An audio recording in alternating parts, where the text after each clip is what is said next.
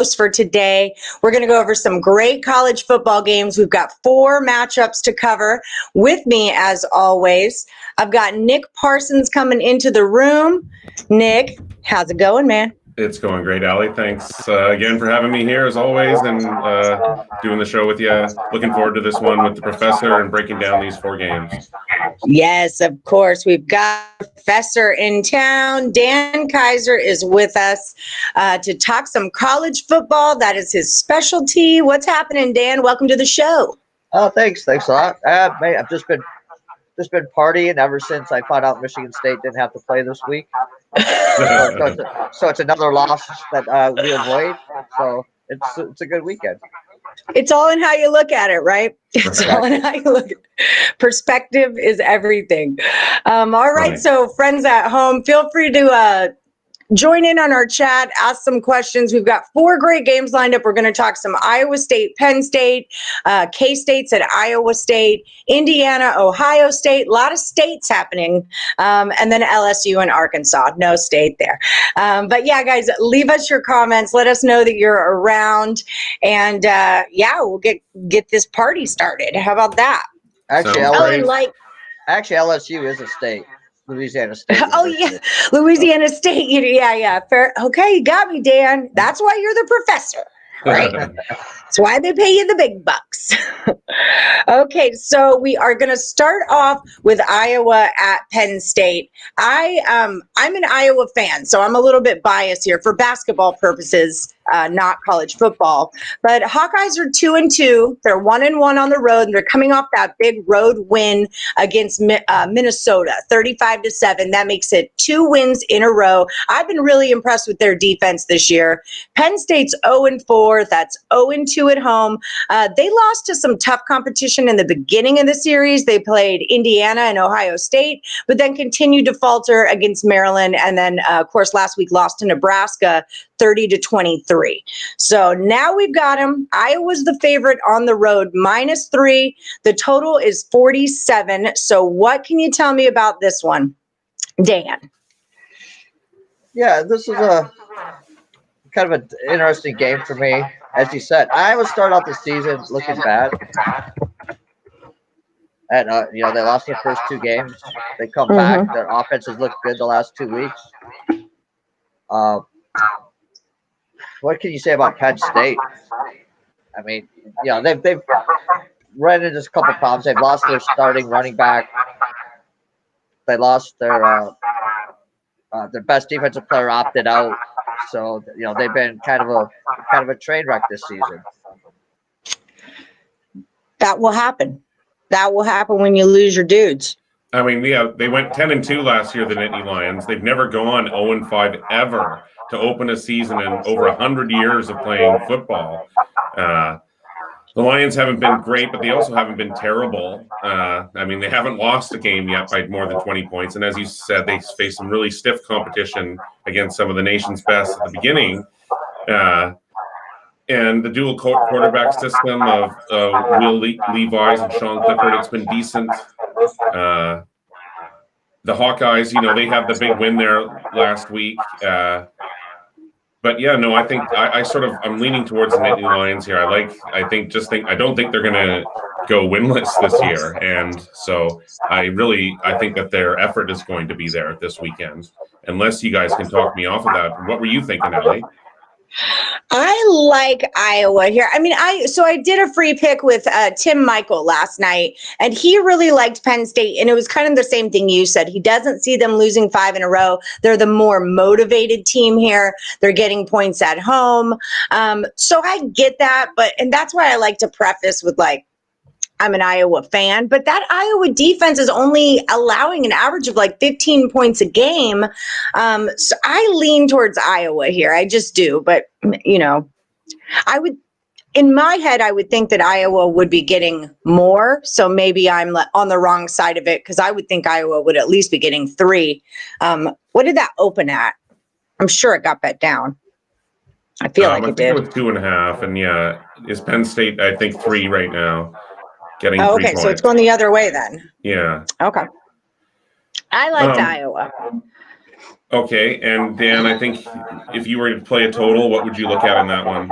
Yeah, I like the over in this game. I know I know Iowa's defense is good, but Penn State's #1 defense against the run.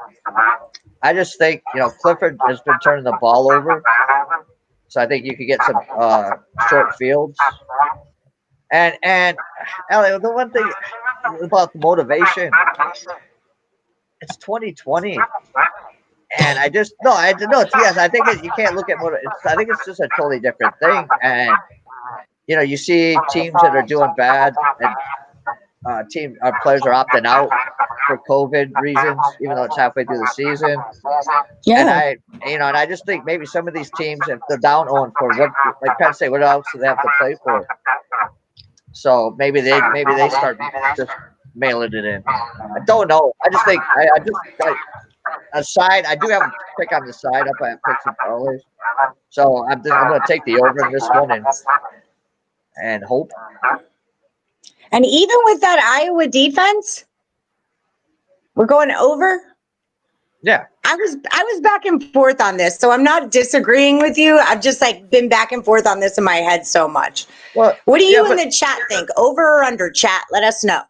So, Ali, if someone in the chat is saying that we're getting a lot of mic echo, and I think that's coming through on your end from us. Well, sugar. And so I think Dan has been hearing it in his headset, and I wasn't positive if the stream could also hear it. Okay, well, I'm going to put you guys in here. Okay. And then I'm going to find my. Okay, so there we go. Yeah, that cleared it up on my end. Yeah, I think that she probably had her mic live open on her computer at the same time, and it was just a feedback thing going on. But here's the thing, though. I mean, Penn State did score 25 against Ohio State, and they scored 35 against Indiana. So their offense can score. And, Iowa's got a good defense. But, man, Michigan State, they played Michigan State once. So Michigan State makes any defense look good for at least part of that number. Yeah, I know. I think it's a little number at 47. And I think both teams can get in the 20s. So I just think that game will go over. Okay. Well, if we wanted to move along here, unless Ali had any last thoughts on the Iowa-Penn State game. Well, first, how do I sound? Now it's perfect. Okay. Beautiful. Yeah. Sorted that right out. One thing I did want to bring up, though, was a point that Kurt Alexander brought up. And he said Iowa beat Michigan State 24-0, right? But that 24 was scored in the first half. And he said they got the big lead, they held it, and they just grinded it out so that they couldn't show Penn State any more tape. Was that right? Am I on the right team here? But I thought that was a pretty good point. No, we got pounded by more than 24-0. Okay, so that maybe there's Indiana, maybe? Did Indiana beat Michigan State by 24? Yeah. Okay. Sorry. That's who I meant to talk about there. It's all right. We get pounded by everybody. I'm just gonna go. No, we get pounded by everybody. I'm just kidding. Michigan State gets pounded by everybody, so it's easy to confuse who wins, who beats us, right? And by how much? Yeah. Well, and we're both I schools. I'm sorry. Okay, so you guys, what's our final play? I know mine is that I'm on Iowa and I lead under. And Dan, what's your official play that you're giving? Over. And I'm on Penn State. I'm taking the points. Yeah. Okay. I'm hoping I'm expecting them to get off the schneid there. Off the schneid. Yeah. Schneid. Off the schneid. That means finally get a win. Is that a Canadian thing? No, you gotta look it up. Google it. Off the schneid. I've never heard of that. All right. Yeah. Okay, so we've got Kansas State at Iowa State is our next one. I've already bet on this game, and I took Kansas State plus the points here. K-State's 2-1 on the road, 5-2 against the spread. Iowa State's 3-1 at home, 3-4 against the spread. And so now we are seeing Iowa State minus 11, and the total's at 46.5. So, Nicholas, why don't you tell us what you think about this? Well, Farmageddon, that's what this is called. But this has been won by Kansas State 11 of the last 12 meetings. But it's not been as one-sided as it looks. 9 of those wins were one-score games. Iowa State junior quarterback Brock Purdy, he came in as one of the nation's best, but he's struggled with turnovers so far in the early going. And K-State senior quarterback Skylar Thompson, he came in as one of the nation's best dual threat quarterbacks, but he's going to miss his 5th straight game with an upper body injury. So that means it's freshman quarterback Will Howard again going up here. Since his appearance against Kansas, Howard has only thrown 2 touchdown passes while throwing 4 interceptions. Deuce Vaughn, though, of course, he's a big part of that offense. The running back is the only player in the Big 12 to lead his team in rushing and receiving. So, I mean, he's a force, no doubt about it. Defensively, the Wildcats, I mean, they're nothing too special. They're right in the middle of the pack. But I mean, they're one of the better units in the Big 12, no doubt about it. But yeah, Breece Hall, he's a running back, of course, for Iowa State here. And I mean, he's a force as well. And along with Brock Purdy, if these two guys can get going, along with that play action, I think that they're going to, be able to exploit K-State here. So I'm sort of leaning the other way. I sort of like Iowa State. K-State may hang in a bit at the beginning, I think, but Iowa State's going to be able to pull away, Purdy and Hall, the rivalry here. And also, if they win this game, they're back in the top 25. And so I think those are all motivating factors working to help the Hawkeyes here. But I don't have an official play on this one yet, Ali, as I say, unless you have a very convincing argument to make me lean the other way. But those are my initial thoughts on that game. All right. I mean, all good points, all very good points. All right, Dan, what do you got? Yeah, I think against Nick in this one. I do expect the Cyclones to win this game, but I don't know. This is a lot of points. It's one of those things. I think it's one of those things Nick always likes to look at the schedule or whatever. Mm-hmm. They got Texas coming up next week, which is going to be a big game for Iowa State. Iowa State's 5-1 in the conference. They basically control their destiny to get to the conference championship game, but the next 3 games are against some of the better teams in the league, in the conference. And I'm not a big fan this year of Purdy. I mean, he's struggled, especially in the last 3 games. He's thrown 5 picks in the last 3 games, 3 against Baylor. They were down to Baylor and had a good comeback to win that game. And Kansas State has been competitive. I don't know. I just think 11 points. I like them at 10.5. And now talking to you, I got an extra half a point. So right. I don't know. I think it's gonna be a close game. I think Iowa State will win the game. I just don't think they'll win by 11. Yeah, that's where I was at on that one. I just thought it was too many points. That's where I was pretty much at. We do have some commenters. Tyler says Howard's garbage. He also says K-State can't score. He agrees Iowa State. I mean, Purdy's taken a step back this year for sure. He's thrown 10 touchdowns and 6 interceptions. But yeah, this is, I mean, the K-State defense isn't anything to write home about. I mean, Iowa State's defense isn't that much better at all. They're basically pretty much comparable, their numbers defensively. But yeah, for me, I'm looking at Purdy and And Brees Hall there, I think that the combination of those two is going to be too much for K-State to keep up with down the stretch there, especially because of, they've continued having to use their backup here, Will Howard. I mean, he looked good at first, but he's really struggled in the last few games there.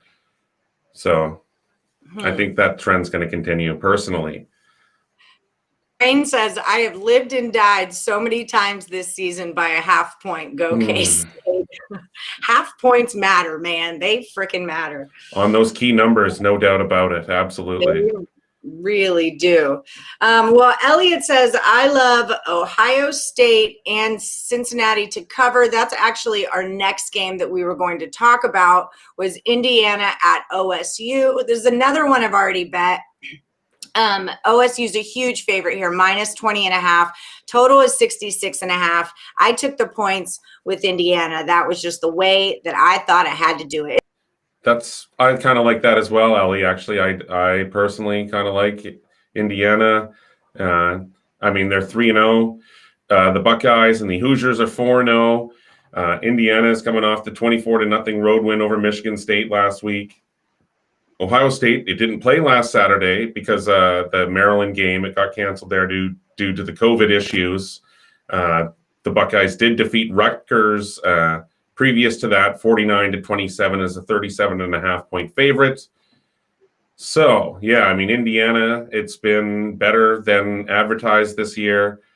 They're off to basically an historic start here for the program. It defeated Penn State 36-35, Rutgers 37-21, Michigan 38-21. So when you look at this competition in hindsight, when you know that these teams are all struggling, maybe keep that into account here. So this would be certainly Indiana's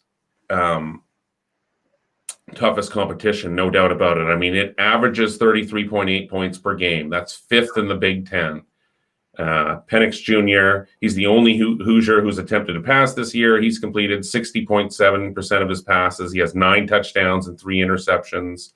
And defensively, I think, is where Indiana has been definitely underrated. It's 4th in the conference in total scoring defense, and it just allows 19.3 points per game.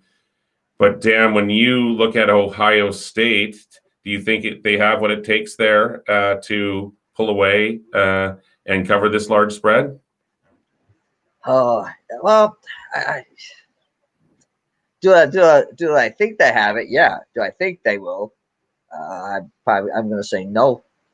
I mean, to be honest, this is the de facto Big Ten East title game. Whoever wins this will basically will end up in the Big Ten championship game, barring some disaster.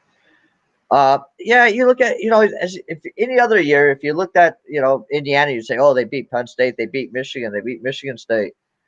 But again, you go back to the crazy thing. It is 2020, and those teams just haven't shown up at all this year.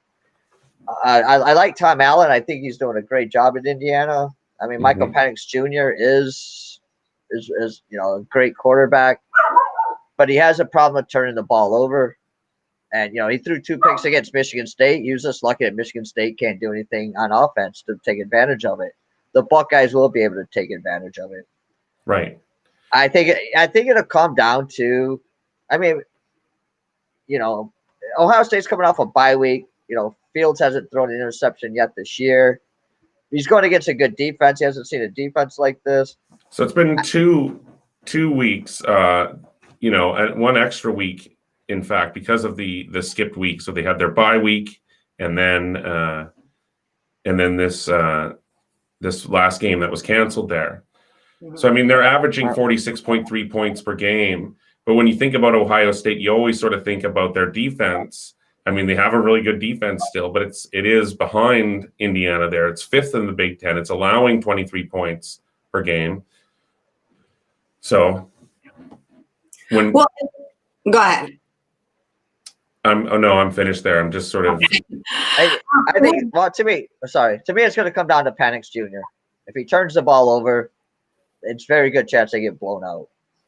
If he doesn't turn the ball over, it's going to be a close game. I'm betting on he doesn't turn the ball over, and Indiana will keep it close. They won't win this game. They'll lose by 14, 20, 17. Just not 21. Just not 21. John G's Art says, why wouldn't Indiana be able to beat OSU? OSU had to pull away against PSU. And this was the team that I was talking about. Indiana beat Michigan State by 24, but that was in the first half, and they held it down through the whole second so that OSU couldn't watch tape on them. That was one of Kurt's angles there, and I liked that angle a lot. And then Tyler says, Indiana all day. I really like them in this matchup. I think they'll keep it close enough, and they'll be playing with more heart, in my opinion. But here's the thing, though. If you look at Ohio State, their one big problem on defense is against the rush. And Indiana can't run the ball. Indiana, I think their running backs only averaging 2.6 yards a game.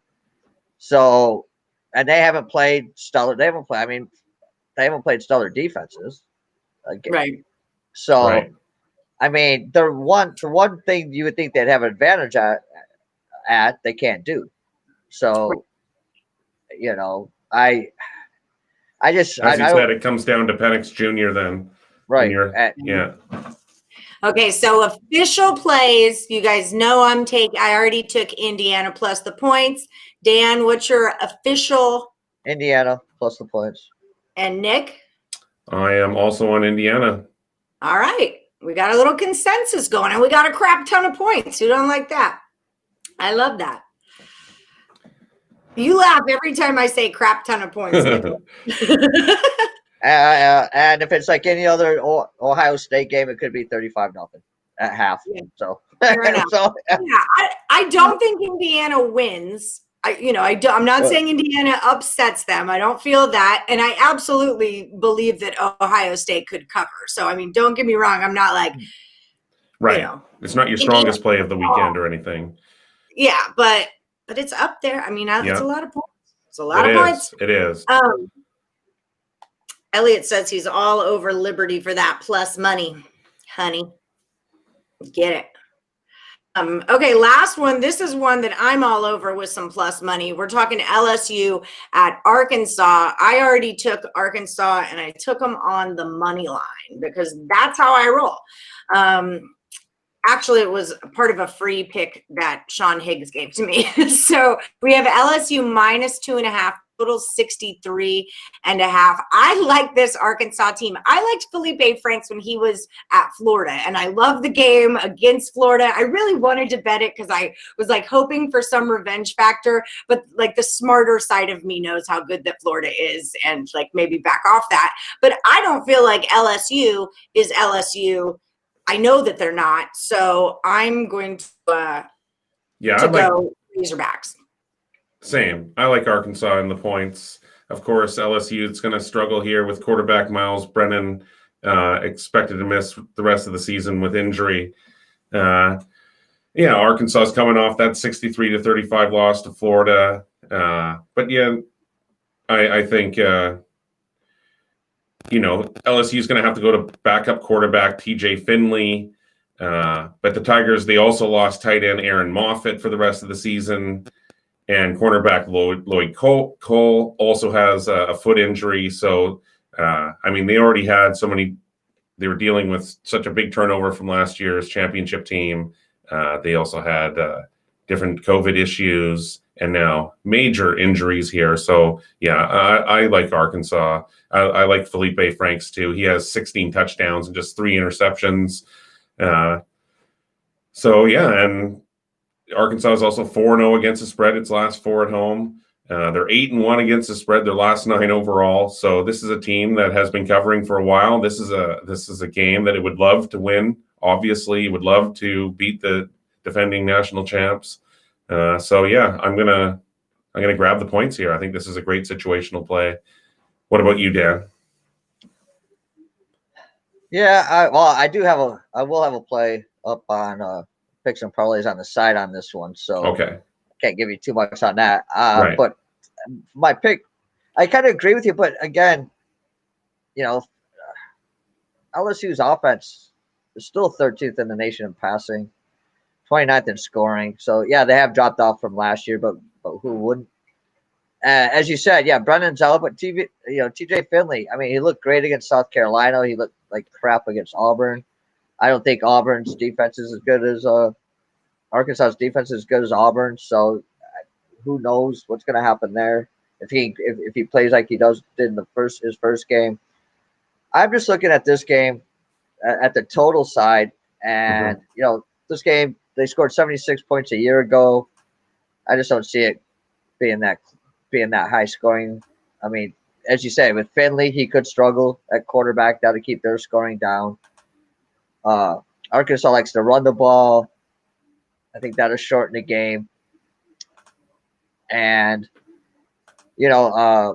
Arkansas's home games have only averaged 46 points a game. So I don't think they're going to reach the 65.5 point number that's been posted. So I'm going to take the under in this one. All right. Yeah, I think that's a good call. Yeah, it's a lot of points. It really is.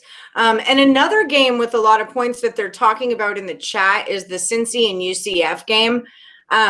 I like that game to go under. I think it's such, Nick hears me say it all the time, that it's such an obvious over that I have to take it under. And Right. I mean, that Cincinnati defense is really no joke. And so what do you guys, just if you have any thoughts on it, what do you think about Cincy at UCF? I think the number last I checked was 62.5. On the total in that game, I'm just trying to quickly shift my head around here to that one. Dan, of course, Cincinnati's undefeated here on the road. But they've only played one game on the road. They did win it, but they're 1-0 on the road. UCF is 5-2. They're 2-1 at home. Cincy, Yeah, I mean, I'm leaning UCF here personally. But Dan, you were asking specifically about the total there, were you, Ali? Yeah, John G wanted to know he was just asking, is the Cincy defense too stout for UCF? That was the question. Dan, what do you think on that one?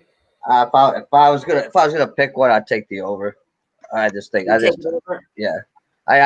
mean, since here's the thing, since you can score, they had a great dual threat quarterback. I mean, yeah, Cincinnati's got a good defense, but I mean, this UCF passing offense is something else. I don't see them totally dominating Cincinnati from the offensive side, but I think both teams. I just think it's one of those games where both teams are probably getting the 30s. So I think this game will go over. I'm mad at you. I'm mad. Dwayne, I'm feeling it. It would be the first. Play. I'm right 70% of the time. Okay, it's not the first time we've been opposite. So yeah, no, we do go. I beat you guys on one of them last week. I forgot which one it was, but you said no on something, and I went the other way. Right. And I won. So once in a blue moon. Only once? Oh no, much more than that. You guys wait for college basketball and baseball to come back. All right, I'm just getting by with this foosball y'all's watching. So Elliot there, he says, same like Seattle game. Everybody thought it was going over, so obvious, and then it goes under.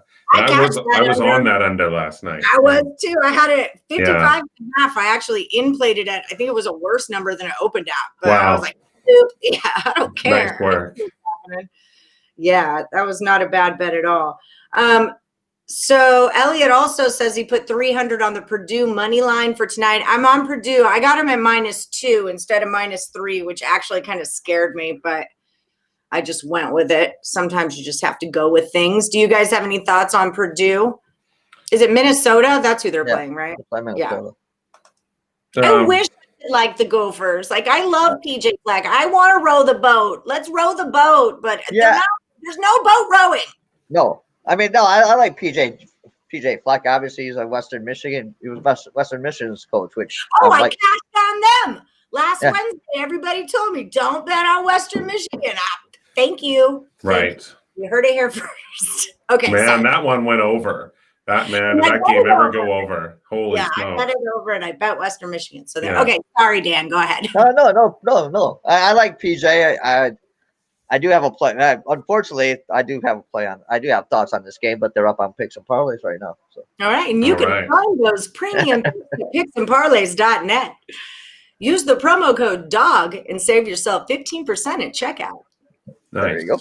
go. Good plug there. Good segue. I do what I can.